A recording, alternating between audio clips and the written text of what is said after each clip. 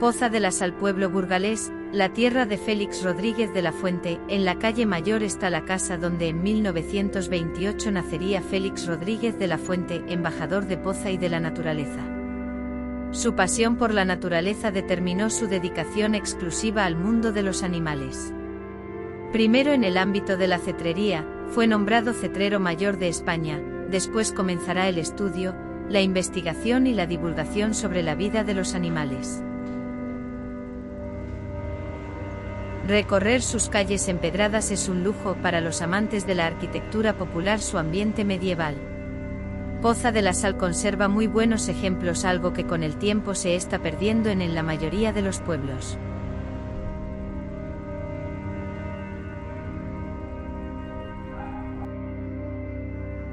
Adornar fachadas, puertas y ventanas con flores es algo muy normal en los pueblos y aldeas de la zona, algo que alegra y se agradece.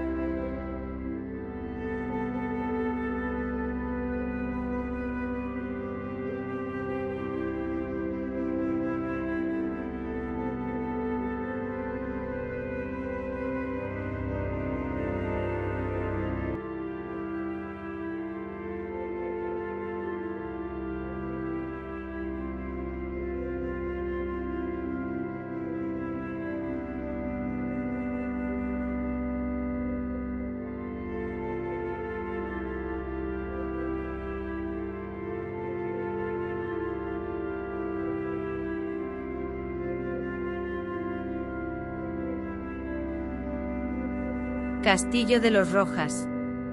El castillo de Poza de la Sal es una de las fortalezas más espectaculares e inexpugnables de la provincia de Burgos. Este castillo tuvo las funciones de prisión, vigilancia y defensa. Fue erigido durante el siglo IX y reconstituido en el siglo XIV por la familia Rojas. Localizado en un cerro dominante, se puede contemplar el pueblo y sus murallas.